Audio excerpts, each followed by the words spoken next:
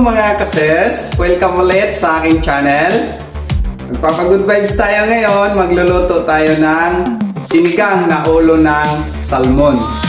Masarap yun mga kases, mayaman sa omega 3. Kaya kung mahilig tayo sa mga matataba tulad ng yung taba ng manok, yun, tapos taba ng baboy, taba ng baka. Napakasarap kasi yun dahil lasang mataba, masarap sa ating panlasa. Kaya yung isdang pink salmon, yung ulo lang nun, masarap na rin yun. Lasang mataba din ang ulo nun. Kaya instead na magpapasarap tayo sa mga mayayaman sa mga bad cholesterol, dito na tayo magpapasarap sa rich in omega 3. Yan, mayaman sa omega 3 ang pink salmon. Nakakatulong siya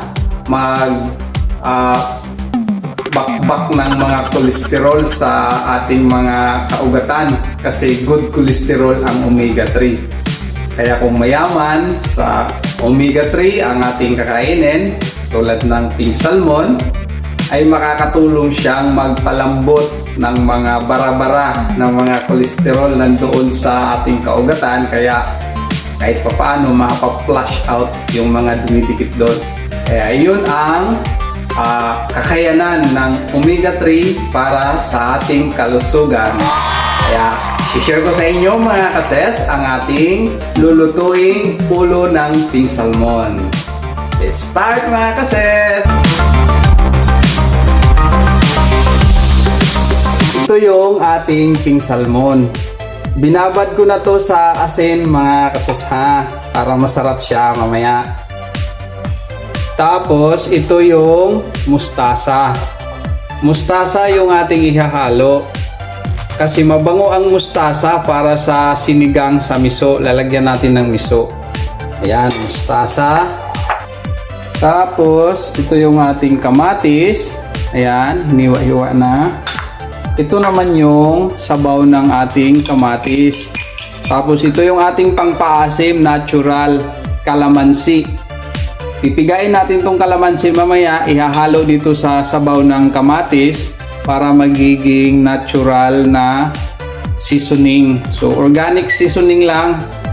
Organic seasoning lang ang gagamitin natin mga kasis ha. Tapos yung sibuyas, ginayat natin ng maliliit.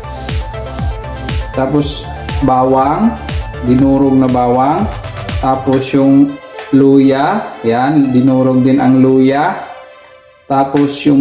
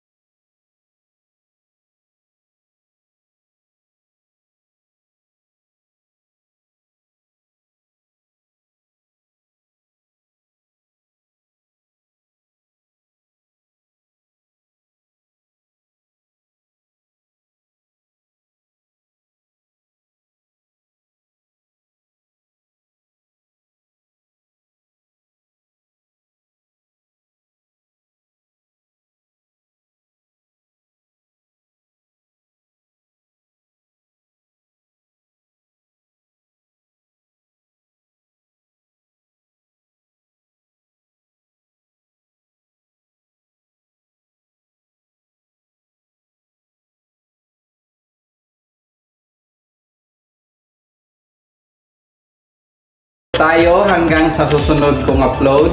Bye-bye mga kases! God bless!